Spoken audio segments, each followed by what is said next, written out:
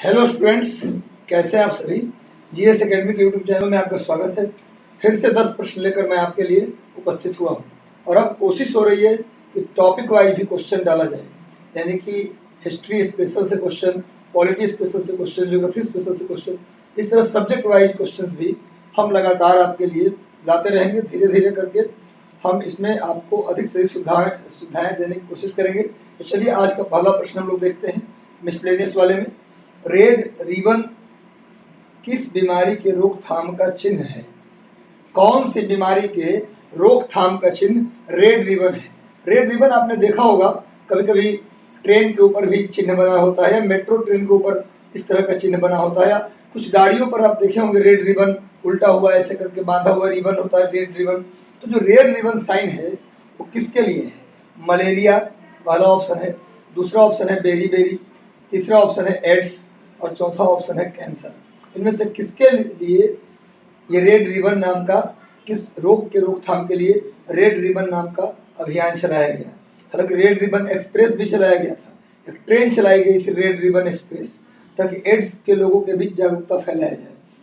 Actually red ribbon जो है उसका जो मुख्य उद्देश्य था वो एड्स से प्रभावित जितने भी लोग हैं उनको इकट्ठा करना, उनको एकजुट करना और उनको मोटिवेट करना। इसका मतलब इसका सही उत्तर क्या हो गया? एड्स। रेड रिबन का संबंध एड्स से है।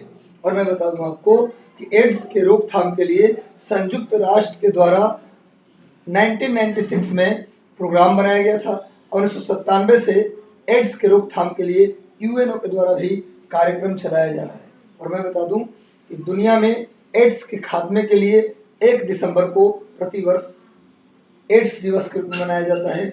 विश्व एड्स दिवस कब मनाया जाता है? 1 दिसंबर यानी 1 दिसंबर को विश्व एड्स दिवस मनाया जाता है। और एड्स का अगर फुल फॉर्म देखें तो एक्वायर्ड इम्यूनो डिफिशियंसी सिंड्रोम है एड्स। एड्स किससे होता है भैया? तो HIV वायरस से। एड्स किससे होता है? HIV virus.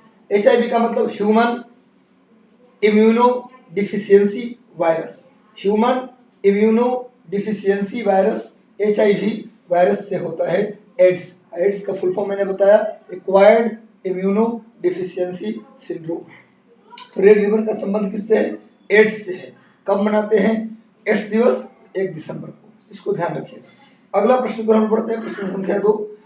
प्रश्न संख्या 2 है दावोस, जहां विश्व आर्थिक मंच का वार्षिक सम्मेलन हर साल होता है, कहाँ स्थित है?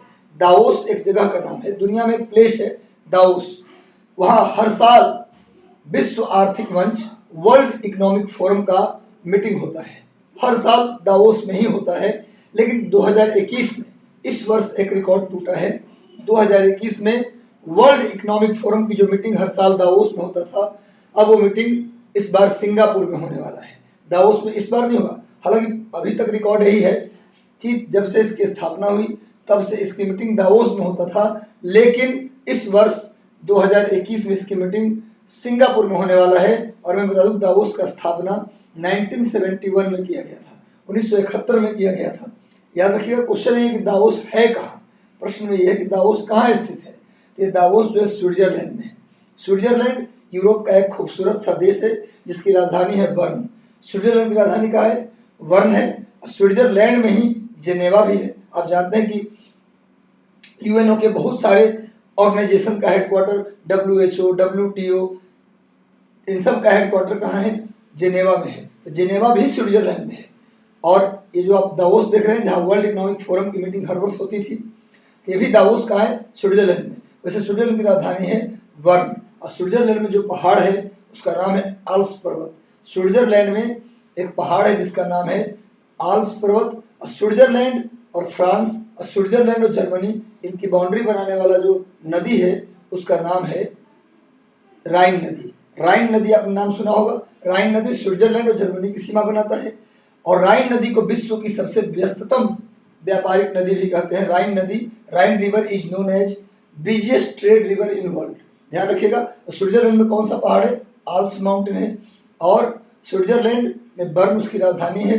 दावोस में वर्ल्ड इकोनॉमिक फोरम की मीटिंग होता है हर साल। और जेनेवा में कई सारे ऑर्गेनाइजेशन का हेडक्वार्टर भी है, ये भी स्विट्जरलैंड में ही है, जिनेवा। और मैं बता दूं कि इस साल 2021 में वर्ल्ड इकोनॉमिक फोरम की मीटिंग कहाँ हुआ था, मैं बता भी चुका कहाँ हुआ था, वही कहाँ होगा, ये होगा सिंगापुर में। और बता दूं मैं कि वर्ल्ड इकोनॉमिक फोरम एक रिपोर्ट जारी करता है हर साल, विश्व प्रतिस्पर्धा रिपोर्ट, वर्ल्ड कंपटीशन इंडेक्स जारी करती है कौन, क्वेश्चन आता है कौन सा इंडेक्स कौन जारी करता है, तो वर्ल्ड कंपटीशन इंडेक्स जारी करता है वर्ल्ड इकोनॉमिक फोरम। टोटल 141, इस साल 141 देशों का जारी किया गया है, वर्ल्ड कंपटीशन इंडेक्स जारी किया है वर्ल्ड इकोनॉमिक फोरम ने। तो उस फोरम के द्वारा जारी किया गया विश्व प्रतिस्पर्धा रिपोर्ट, इसमें भारत का रैंक 141 देशों में 68 दिया गया है। तो इतनी बातें आप लोग याद रखिए, काफी काम आ जाएगा एग्जाम में। अगले प्रश्न की ओर बढ़ते हैं। प्रश्न संख्या 3 आपके स्क्रीन पर ये रहा, हड़प्पा वासियों को इनमें से किसका ज्ञान नहीं था। ध्यान से पढ़ें, कुआं, कुआं तो होता ही था। आप जाइए हड़प्पा सभ्यता के मैक्सिमम घरों में आपको कुआं मिलेगा, एक आंगन मिलेगा और आंगन के अंदर कुआं मिलेगा ही मिलेगा। तो कुआं तो था ही, नाली भी था। आप जानते हैं कि हड़प्पन सिविलाइजेशन में नाली की जबरदस्त व्यवस्था थी। आज भी लोग कहते हैं कि हड़प्पन जैसा नाली और ये जो ड्रेनेज पैटर्न हो जाए, निकास जल निकास की प्रणाली हो जाए तो क्या बेहतर होगा। उस जमाने में नाली के लिए जाना ही जाता था। मेहराब, मेहराब भी उस समय बनाए जाते थे। मंदिर, मंदिर उस जमाने में नहीं था। मैं बता दूं उस जमाने में मंदिर का कॉन्सेप्ट नहीं, कोई मंदिर का परिवेश नहीं मिला है। हाँ, ईश्वर की पूजा होती थी, शिवलिंग की पूजा होती थी, पशुपति की पूजा होती थी, लेकिन उस समय मंदिर का कॉन्सेप्ट नहीं था, कोई मंदिर नहीं था। मंदिर का कोई अवशेष हड़प्पन सिविलाइजेशन, इन हड़प्पन को सिंधु घाटी सभ्यता भी कहते हैं, हड़प्पन सिविलाइजेशन से मंदिर का कोई अवशेष नहीं मिला है। वैसे मातृ देवी की पूजा लोग करते थे हड़प्पन सिविलाइजेशन में। वैसे पूछा जाए तो हड़प्पन में अगर धातु की बात करें तो हड़प्पन सिविलाइजेशन के लोगों को लोहा का ज्ञान नहीं था। किसका ज्ञान नहीं था, लोहा का। तांबा का ज्ञान था, टीन का ज्ञान था, और तांबा और टीन मिलाकर कांसा बनाते थे, लेकिन लोहा का भी ज्ञान नहीं था। यानी कि हड़प्पन सिविलाइजेशन के लोगों को मंदिर के बारे में नहीं पता था और न ही उनको लोहा के बारे में पता था। ऐसे हड़प्पन सिविलाइजेशन का जो आकार है वो त्रिभुजाकार था। इसका जो क्षेत्रफल है लगभग अबाउट मान लीजिए 1299 यानी 13 लाख वर्ग किलोमीटर इसका क्षेत्रफल है। इंडस वैली सिविलाइजेशन के अधिकांश स्थल पाकिस्तान में है, पर भारत में भी इसके कुछ महत्वपूर्ण स्थल है, जिसमें सबसे महत्वपूर्ण स्थल की बात किया जाए तो धौलावीरा है, जिसको हाल में यूनेस्को में शामिल भी किया गया है। इसके अलावा लोथल है, राखीगढ़ी है, रोपड़ है, कई ऐसे स्थान भारत में भी, लेकिन ज्यादातर स्थान पाकिस्तान में है, जिसमें प्रमुख है हड़प्पा और मोहनजोदड़ो, ये सब पाकिस्तान में है। चलिए अगले प्रश्न को हम लोग बढ़ते हैं। दीवाने मुस्तखराज, ये मेडिवल हिस्ट्री से क्वेश्चन है, दीवाने मुस्तखराज क्या था। तो इसमें ऑप्शन दिया है कृषि विभाग, पुलिस विभाग, वित्त विभाग, स्वास्थ्य विभाग। इसका सही उत्तर है वित्त विभाग। दीवाने मुस्तखराज प्रशासनिक व्यवस्था में एक वित्त विभाग था, जिसकी स्थापना पहली बार अलाउद्दीन खिलजी के द्वारा किया गया था। इसमें था क्या कि जो राजस्व इकट्ठा किया जाएगा, जो टैक्स इकट्ठा किया जाएगा, उस टैक्स का जो एक्स्ट्रा पार्ट होगा उसको उसका हिसाब किताब करने के लिए, उसको सही से रखने के लिए जो डिपार्टमेंट बनाया गया उसी का नाम था दीवाने मुस्तखराज। याद, इसको अलाउद्दीन खिलजी ने बनाया था।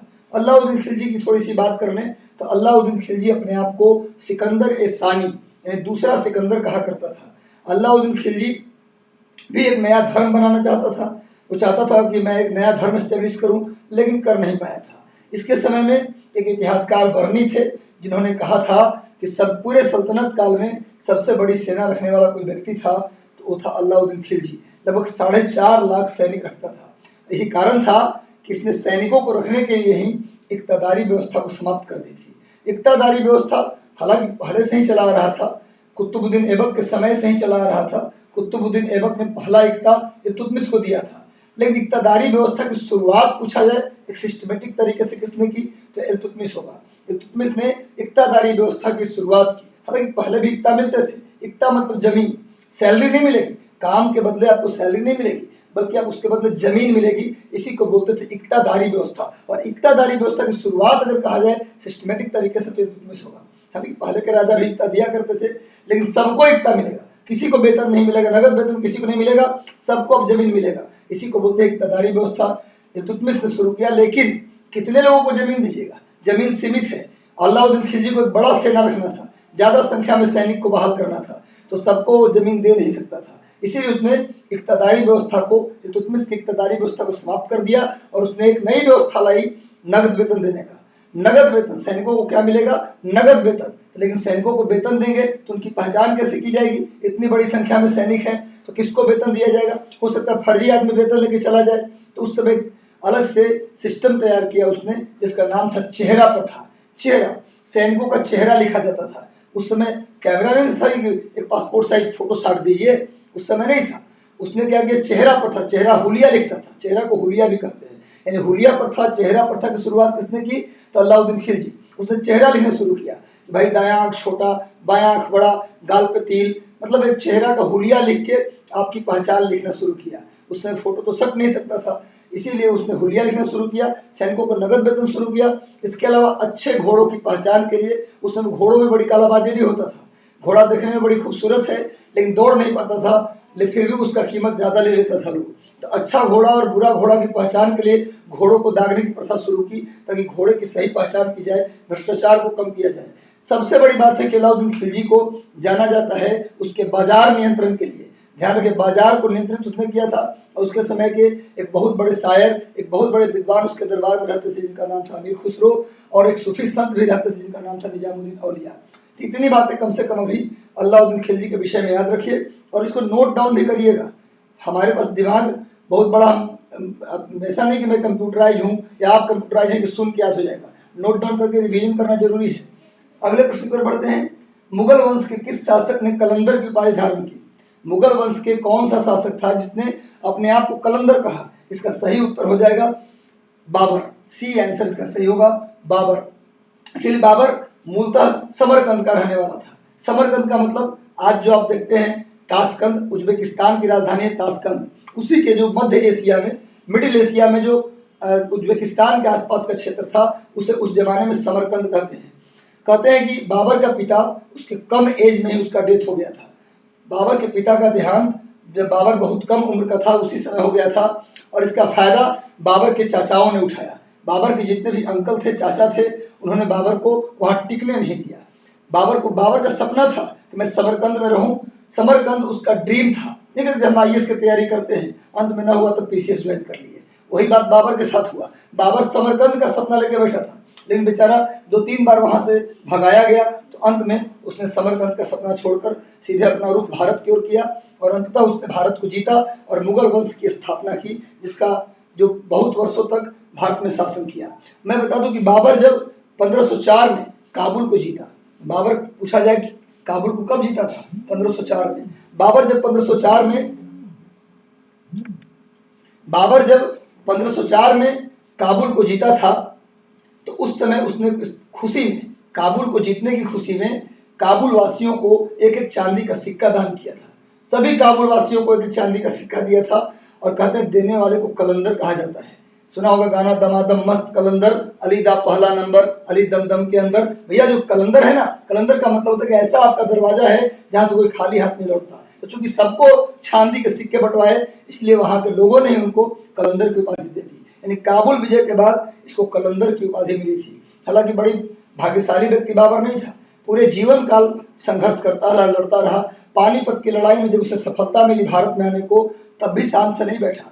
जिस साल पानीपत की लड़ाई हुआ, भारत में इसका शासन स्टेब्लिश हुआ, उसके अगले ही साल 1527 में आप देखिए कि खांडवा का युद्ध हुआ राणा सांगा के साथ। इसके बाद चंदेरी का युद्ध हुआ, उस वक्त घाघरा का युद्ध हुआ 1529 में, और जिस साल नहीं लड़ा 1530 में, उस साल मर गया। मरने के बाद इसको दफना, मरने के बाद बाबर को चैन नहीं था। पहले आगरा के रामबाग में दफनाया गया, और फिर वहां से बुखाड़े और जाकर काबुल में दफनाया। यानी कि जो भी प्राप्त किया बाबर ने, सब मेहनत से प्राप्त किया। बिना मेहनत, बाबर ही भारत में पहली बार तोप का इस्तेमाल किया था।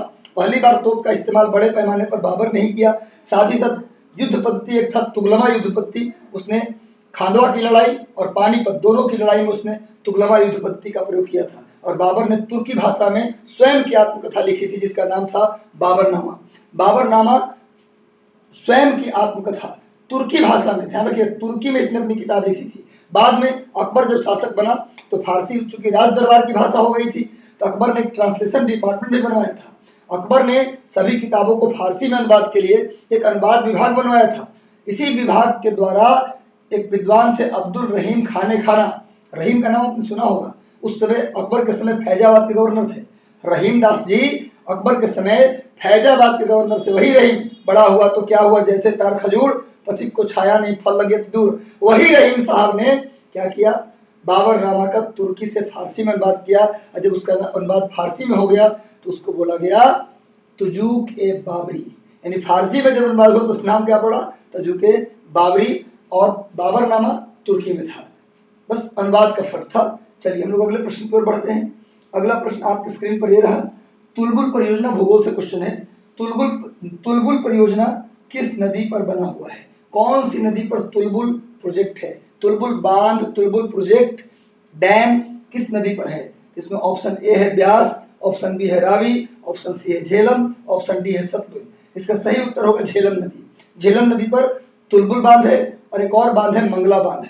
मंगला बांध और तुलबुल बांध ये दोनों झेलम नदी के किनारे है। और मैं बता दूं कि जम्मू कश्मीर की जो शीतकालीन राजधानी थी पहले, उसका नाम जो जम्मू कश्मीर की शीतकालीन राजधानी का नाम क्या था, श्रीनगर। और श्रीनगर जो है वो किसके किनारे है, वो है झेलम नदी के किनारे। झेलम नदी के किनारे श्रीनगर है। और झेलम नदी याद रखिएगा एकमात्र ऐसी नदी है जो भारत और पाकिस्तान के बीच में एग्जैक्टली बाउंड्री बनाती है।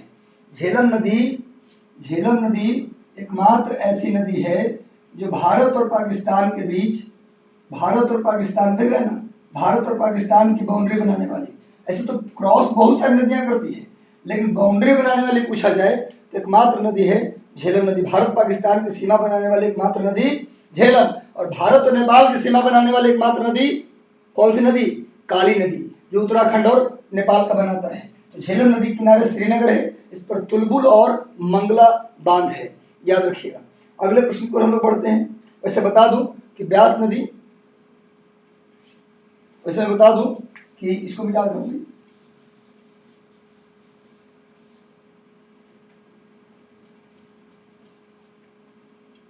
ब्यास नदी पर बांध है पोंग बांध। ब्यास नदी पर पोंग बांध है। ब्यास नदी पर पूछा जाए कौन सा बांध है तो पोंग बांध है। पोंग बांध नोट कर लीजिएगा। रावी नदी पर कौन सा बांध है तो थीन बांध है। ब्यास पर पोंग बांध, पोंग डैम, और रावी नदी पर क्या है, थीन डैम है। रावी नदी पर जो थीन डैम है उसका एक और नाम है रंजीत सागर डैम। अगर थीन डैम पूछे या रंजीत सागर डैम पूछे एक ही बात है, दोनों सेम डैम है। ये किस नदी पर है, रावी नदी पर। ब्यास पर पोंग डैम। और सतलुज नदी पर कौन सा बंध बना हुआ है भैया तो हरिके बैराज। कौन सा बांध है, हरिके बैराज और भाखड़ा नंगल डैम। हरिके बैराज और भाखड़ा नंगल डैम ये किस पर है, सतलुज नदी पर है। तो डिटेल में नदी जब पढ़ाएंगे आप लोगों को तो बताएंगे। अगला प्रश्न है हमारे स्क्रीन पर ये रहा, कार्ल मार्क्स मूलतः किस देश के निवासी थे।